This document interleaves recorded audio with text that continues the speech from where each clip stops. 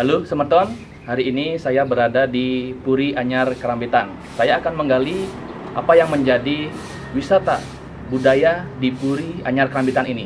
Mari kita saksikan bersama.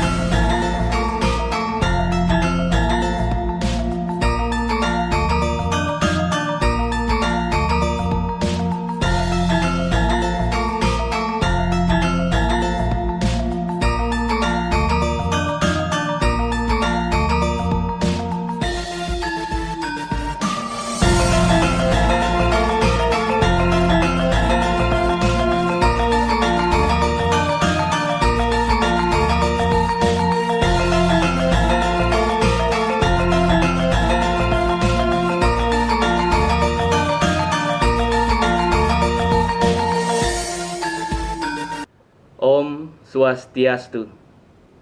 Swastiastu. Baik, Semeton, kembali lagi bertemu dengan saya. Hari ini saya berada di Puri Anyar Kerambitan, tepatnya berada di daerah Tabanan, yaitu di Desa Kerambitan.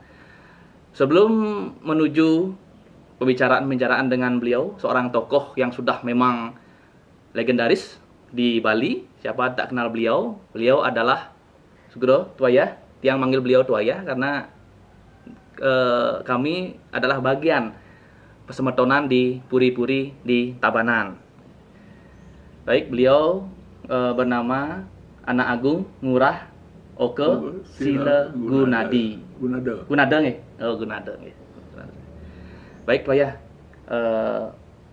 Kira-kira mungkin berapa umur Twaya nggih? Umur. Ya.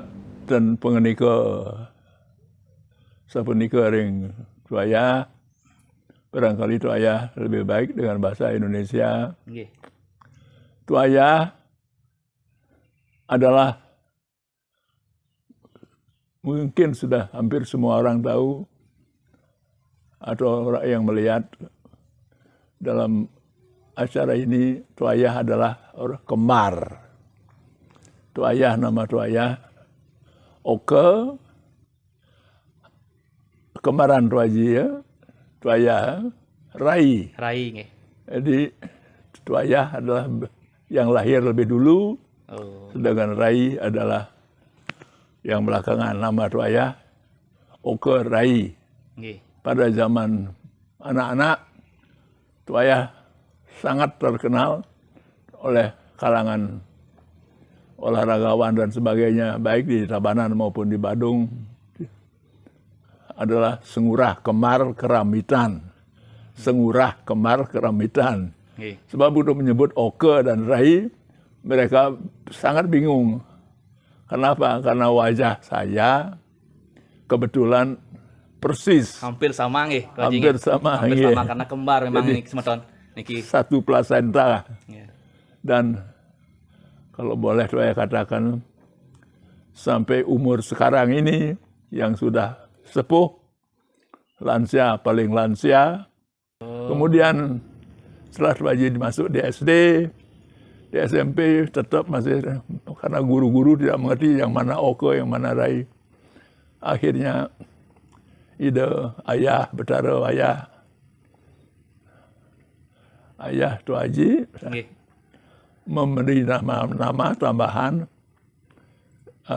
Oke ditambahi dengan Sila Gunada, Sila Gunada, adik Rai ditambahi dengan Giri Gunadi. Giri Gunadi. Karena kami lahir pada waktu itu, yaitu 22 Oktober 1930, Wah, luar biasa. 22 Oktober 1930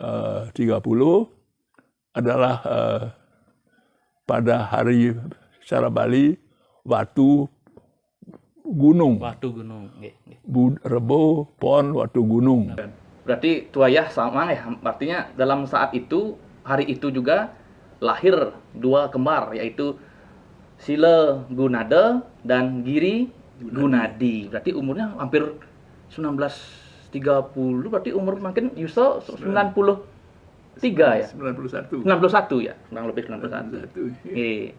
Baik semeton, sebelum kita lanjut menggali bagaimana kisah ataupun nanti ada sejarah singkat dari Puri Anyar Kerambetan, ada baiknya semeton untuk klik like, komen di bawah ini, dan share sebanyak-banyaknya kepada semeton, kerabat, ataupun teman-teman agar kita selalu bisa berinteraksi, berbagi ilmu, dan selalu menggali informasi terkait sejarah, seni, dan budaya di Bali. Dan ingat, subscribe di channel ini, Turah Agung Mayudi. Baik semeton, tuayah Indayang, tuayah berikan informasi secara singkat bagaimana cikal bakal berdirinya Puri Anyar Kerambetan puniki yang konon dikatakan berdiri di abad 17. Enten tuayah, terus. Barangkali lebih baik sedikit saya uraikan dari mana kami, para puri-puri seluruh Tabanan Badung. Kami membaca Usana Jawa, Usana Bali, Babad Bali, dan Babad Jawa. Tersebutlah pada tahun 1343 itu terjadi Majapahit menyerang Bali. Karena Bali ingkar dengan Majapahit. Terjadilah peperangan, entah bagaimana perangan tidak disebutkan, tapi yang jelas akhirnya Bali dapat dikuasai oleh Majapahit, dan Majapahit datang ke Bali bersama dengan 6 raja-raja yang ada di Jawa Tengah dan Jawa Timur, dari Kauripan, dari Dehe, dari Pejarakan. Itu raja, diantaranya adalah Tabe Pukulun Maratan Keneng Raja Pinula, Ida Betara leluhur kita, Ida Betara Arya Kenceng. Bersama dengan semeton-semeton beliau, Arya Damar, Arya Kencang, Arya Kutawaringin, dan sebagainya.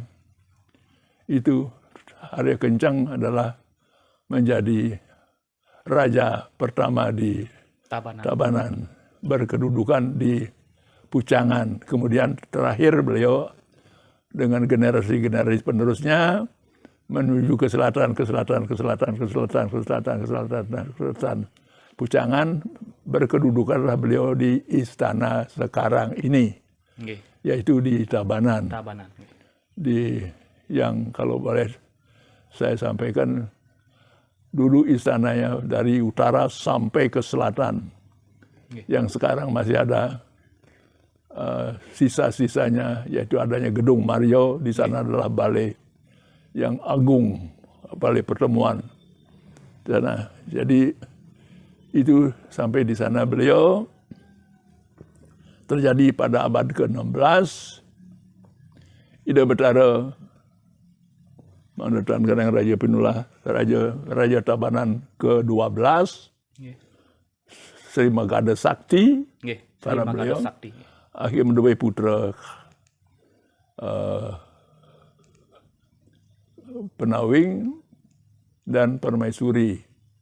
Entah bagaimana sebabnya sampai sekarang beliau putra mahkota sesungguhnya,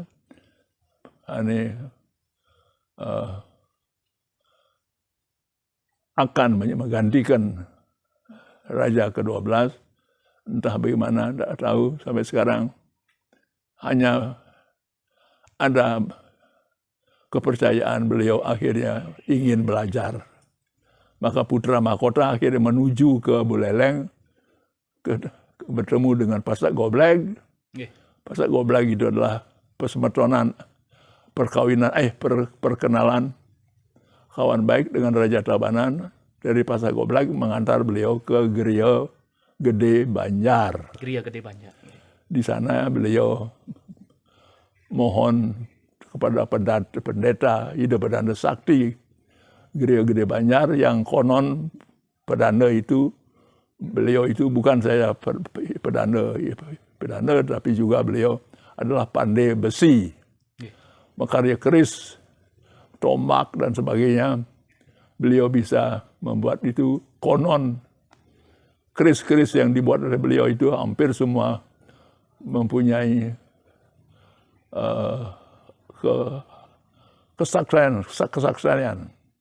Dan keris-keris yang dibuat itu konon hanya dengan tangan. Jadi besi-besi yang merah, panas itu dilekuk-lekuk dengan tangan beliau. Nah, Luar biasa. di sana beliau putra mahkota Tabanan beberapa bulan. Kemudian beliau disarankan oleh Ida Pedanda Gede Banjar, tapi pukulun mandatan keneng Raja Pinula.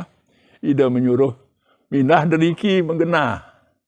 Iriki sampun wenten Panji Sakti. Mindah diriki mingi. Kelod kau saking iriki mereka memargi mereka. Irika akan menemukan hutan yang bagus, yang indah, yang rawit. Akhirnya beliau menuju ke barat selatan daerah apa sana, Geria Banjar. Sampai di barat laut Geria Banjar, beliau dari kejauhan melihat suatu hutan belantara yang hebat, dedaunan yang segar, berarti tanah yang subur, tumbuh-tumbuhan yang segar, yang besar-besar. Akhirnya beliau di sana, dan di samping itu Ida Pedanda pun memberi wejangan kepada putra mahkota, di mana nanti diketemukan di sana asap melepuk dari tanah, di sanalah ngawit mekarya puri. Akhirnya beliau masuk ke hutan belantara sana dengan pengiring-pengiringnya semua, banyak dari Gerok-Gak, dari Banjar Gerok-Gak Tabanan yang mengiringin beliau. Makanya Banjar Gerok-Gak, semeteran Gerok-Gak sampai sekarang datang kalau ada perayaan ring Puri Gede, Keramitan, beliau datang, mereka datang ke sana turut. Jadi sampai di sana di satu daerah ketemulah tanah yang melepuk. Di sana beliau membuat istana dengan memohon kepada raja kakak beliau, Raja ke-13, syarat bahwa beliau tidak mau kembali ke Puri, beliau akan tinggal di daerah ini. Hanya beliau ingin supaya diberikan beliau rakyat, pedroyan dan sebagainya. Akhirnya patih utama dari kerajaan Tabanan pada waktu itu, pada abad ke-16, dari Jero Subamio, datang lagi ke tempat Ida di daerah hutan belantara tadi itu, menyerahkan keris dan sebagainya, dan menjanjikan akan membuatkan istana dan rakyat dan sebagainya, dan pedroyan tanah sawah untuk wilayah Keramitan. Nah, maka itulah sampai sekarang daerah itu bernama Rawit. Asalnya dari kata rawit yang indah, Rawit. Wit mekarya puri di sana dan sebagainya. Akhirnya berdirilah Puri Gede, di mana kerajaan putra mahkota di sana menjadi pimpinan di daerah itu yang sekarang bernama Keramitan. Akhir banyak pendatang dari seluruh daerah ke sana. Kemudian beliau bertaruh keraton, beliau putra mahkota Tabanan yang tinggal di Keramitan. Akhirnya mendua putra kekalih satu menang di Puri Gede, Nggih. kedua rain ida tapi pukul latihan kena yang dia pernah ida ngelurah Made Dangin Nggih. karya Puri Dajan daripada Puri Gede. Nggih. Di utara Puri Gede berdiri Puri yang baru, Puri baru. Puri Anyar yang berkedudukan di sini adalah adiknya yang menang di Puri Gede. Nggih. Terjadilah di abad 1625-an kurang lebih, atau 1650, 1625 begitu, berdirilah akhirnya Puri Anyar Kerambitan. Puri Anyar Kerambitan. Itu saya sendiri, anak saya bertiga, Nggih. yaitu saya sampaikan anak-anak kami. Yang pertama adalah wanita, Nggih. Siapa namanya, Tua ya? Mas Silawati. Mas Silawati. Pas. Anak Agung Sagung, Mas Silawati. Yang pertama. Yang pertama ini berkali anak Agung Agung Bagus Erawan. Nggih, Tua JR. Yang ketiga anak Agung Manik Angka Wijaya. Nggih, Tua Ji Manik nggih. Baik semeton, begitulah kilas balik atau singkat sejarah dari keberadaan Puri Anyar Kerambitan ini, dan beliau adalah salah satu penglingsir ataupun yang memang dilingsirkan di Puri ini. Baik Tua ya, Puri Anyar Kerambitan ini kan sebagai kenten napi astana destinasi budaya pariwisata Puri, dan mungkin sebagai perintis pertama kali Puri niki yang merintis wisata budaya di daerah Tabanan, kan itu khususnya. Nggih. Ini begitu barangkali perintis Tabanan, ya bolehlah dikatakan ada benarnya. Tapi kalau yang paling tepat adalah perintis kepariwisataan di Kerambitan. Karena apa? Karena dengan adanya Undang-Undang Land Reform, kami kalang kabut akhirnya untuk mendatangkan atau income dari Puri sudah tidak ada lagi dari sawah ladang. Karena habis semua sawah ladang habis.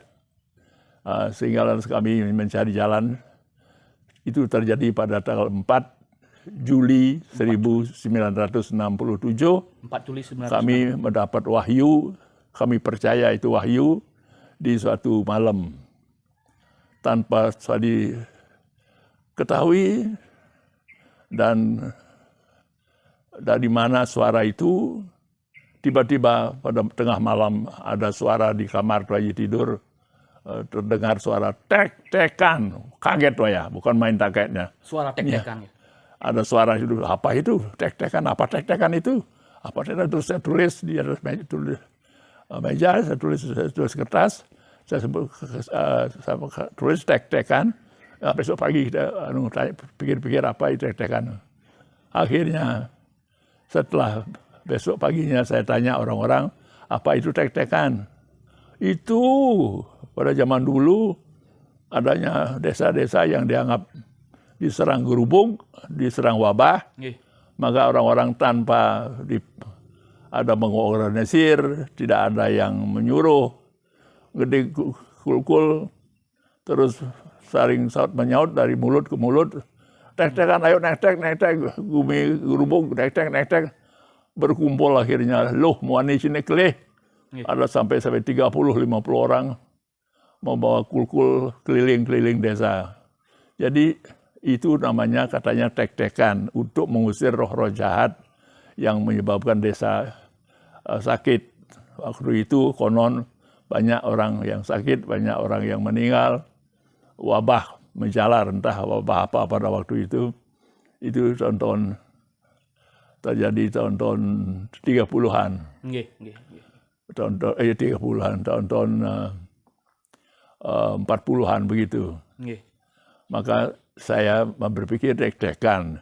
Tek-tekan itu mengusir roh-roh jahat. Apa ini maksudnya? Ini saya akhirnya berkembang pikiran saya. Tek-tekan itu saya jadikan suatu instrumen bagi cerita yang berisikan peperangan antara black dan white magic power. Jadi antara ilmu hitam dan ilmu putih Dalam hal ini yang kami dapatkan cerita itu dari calon narang. Calon arah. Jadi calon narang yang menggamel, yang pengiringnya adalah tek-tekan. Tek-tekan. Jadi itu satu kesenian baru yang muncul pada tahun 14 Juli 1967.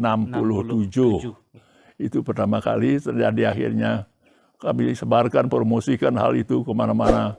Akhirnya numplek-blek tamu-tamu datang ke Puri Anyar, dan di samping itu kami juga akhirnya berkesempatan mempromosikan daerah-daerah lain di Karamitan, yaitu adanya paman kami pelukis tradisional Na Agung Wayan Kopang. Itu saya jadikan salah satu daripada kunjungan wisatawan. Maka orang-orang yang senang dengan tulisan-tulisan antik, klasik, di Jero Margo namanya, rumahnya Na Agung Wayan Kopang, ke sana melihat tulisan-tulisannya Na Agung Wayan Kopang, tulisan tradisional yang lain daripada lukisan tradisional Kamasan. Demikian orang-orang ahli dalam bidang lukisan menyebutnya. Demikian pun akhirnya pahat-pahat wood carving dari Desa Penarukan kami tonjolkan dalam program-program kami. Nah, dengan adanya kami kebetulan bekerja di kantor gubernuran sebagai protokol, keliling kemana-mana mengantar tamu-tamu agung, juga kami berkesempatan menyampaikan kepada orang-orang di travel bahwa Karamitan telah dibuka untuk wisatawan dengan berkunjung ke ini, ke Puri Anyar terutama. Di sana ada program unik, yaitu Royal Dinner, ada wedding anniversary, ulang tahun wedding, ada program Royal Dinner, dan sebagainya. Akhirnya mereka hampir setiap saat wisatawan datang kemari, terutama dari travel-travel yang besar-besar di Denpasar, umpamanya Smiling, Bali Travel dan sebagainya, banyak, hampir semua travel itu datang kemari membawa wisatawan. Itu terjadi tahun 1967. Mulainya banyak dikunjungi adalah mulai hampir 2-3 tahun daripada saya membuka Karamitan itu sebagai kunjungan wisatawan. Kira-kira mulai tahun 70, wisatawan dari banyak negara datang ke Karamitan, baik ke wood carving di Penarukan, demikian pun pelukis Na Agung Wayan Kopang tradisional Jero Margo, demikian pun terutama Puri Anyar dikunjungi oleh wisatawan. Antara lain yang sampai sekarang berkesan adanya kunjungan-kunjungan daripada menteri-menteri kita, Menteri Emil Salim, Menteri Dalam Negeri di Indonesia, juga ada di travel-travel yang membawa tamunya yang berkebudayaan. Ansiro Iwahi, itu penari kabuki dari Jepang, yang sangat terkenal di Jepang. Ansiro Iwahi, penari kabuki dari Jepang. Dan yang paling aneh, sehingga saat saya langsung bertanya kepada orangnya, adalah adanya kunjungan Mick Jagger. Nah, ini Mick Jagger. Mick Jagger datang. Gitu ya. Semeton, ini yang menarik dalam konten ini, bahwasannya saya pribadi seorang generasi muda, dan mungkin semeton-semeton di seluruh Bali dan seluruh Indonesia ataupun di dunia membanggakan atau fans terhadap seorang Mick Jagger. Mick Jagger itu adalah seorang vokalis band rock terkenal asal Inggris, yaitu The Rolling Stone. Ya, bagaimana sampai Mick Jagger itu menarik dan betah sampai berkunjung ring Puri Anyar Karamitan niki 3 kali sampai. Apa yang menjadi daya tariknya ya Mick Jagger? Napa? Wenten petakayan kentan Cicang sendiri, saya sendiri betul-betul kaget dan heran mengapa Mick Jagger dengan keluarganya. Pertama dia datang sendiri, dengan diantar sama tokoh budayawan dari Ubud. Kedua dengan keluarganya, dengan istri, dengan anak-anaknya. Persis pada waktu itu tumpak landap. Dia membawa keris kecil, entah siapa yang memberikan katanya sekarang hari besi, hari senjata. Senjata. Tolong senjata saya diupacarai. Saya buatkan dia bantan terus, bantan untuk merayakan, untuk memberikan makna kepada kerisnya itu, keris kecil. Nggih. Karena waktu itu adalah tumpak lanap hari Sabtu. Apa itu seselat nih? Wayah seselat. Keris seselat nih kau. Seselat ya, tapi kecil. Kecil nih. Kecil sekali, betul-betul kecil. Kira-kira tidak lebih daripada 2 lengkat. Nggih. 1,5 lengkat. Itu dia bawa itu, dan yang 3 kali datang lagi dia kemari. Sampai saya bertanya, apa sebabnya? Why did you come to visit our program until 3 times? What kind of our program is interesting for you to see? About the food, you like the food, or other thing that interesting for you? Aneh, memang 3 kali saya sendiri yang punya rumah, yang menyanyikan dia program, mananya dari program saya itu yang sangat-sangat disenangi sampai 3 kali. Ini menjadi pertanyaan saya kepada mereka, kepada dia, Mick Jagger. Saya berfoto bersama dia, dan sebagainya, sebagai biasa itu. Tapi yang aneh bagi saya adalah sampai 3 kali, yang mananya. Sampai 3 kali. Akhirnya dia menjawab, saya datang ke tempat ini, hanya di sini saya menemukan adanya tek-tekan. Oh, kesenian tek-tekan. Ya, dan drama tadi tek-tekan, Anda yang senangi, ya, tetapi bukan keseluruhannya. Yang saya sangat-sangat senangi dan saya ingin belajar adalah belajar menari, adalah adegan terakhir dari tek-tekan itu, di mana mereka pada keliling di tanah bawa keris, saling tusuk-menusuk. Baru saya tahu bahwa Mick Jagger itu adalah organisasi atau pendiri dari The Rolling Stone. Batu-batu yang bergelundungan, batu-batu yang bergelindingan. The Rolling Stone. Itu The Rolling Stone. Saya lalu sambil tertawa terbahak-bahak. Oh, nggak mungkin. Mick Jagger never. You cannot learn, you got study about the last act. The last act, they are all in trance. They are all fall in trance. Jadi yang adegan terakhir dari tek-tekan adalah adanya kesurupan. Kerauhan. Siapa yang masuk dan bagaimana geraknya orang kerauhan itu tidak bisa dipelajari. Kadang-kadang geraknya begini, kadang-kadang begitu. Itu bukan tarian. Oh, jadi mereka in trance. Ya, mereka in trance. Jadi itu dia ingin meniru mungkin dengan adegan yang hebat itu, saling gelalak geluluk sambil menyanyi. Mungkin dia akan gelalak geluluk begitu sebagai Rolling Stone. Saya tidak tahu, tapi yang jelas pertanyaan saya sudah terjawab. Berarti jadi, nyambung antara kata Rolling Stone dengan sesuatu yang bersifat trans nih, gelalak geluluk, batu yang bergelindingan. Baik semeton, begitulah yang menjadi daya tarik ataupun taksu di Puri Anyar Kerambitan ini sampai sekelas Mick Jagger tertarik dengan adat, seni dan budaya yang ada di Bali. Ya, yang lebih mengesankan lagi, beliau tertarik dengan suatu trans atau kerauhan di dalam seni tari tek-tekan di Kerambitan ini. Yang memang ikon di Kerambitan ini adalah kesenian tek-tekan. Tuaya, coba Tuaya Kenten sampaikan, sekiranya Mick Jagger, keluarga ataupun handetolan di luar negeri menonton konten niki, Tuaya sampaikan dengan bahasa Inggris.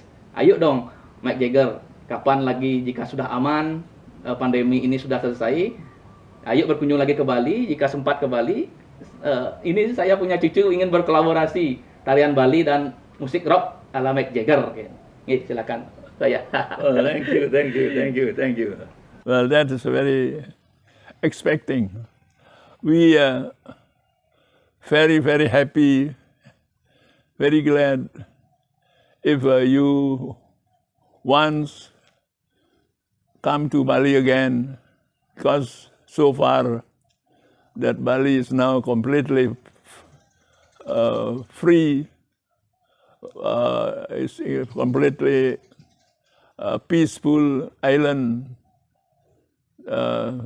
we do hope that you like to visit Bali again.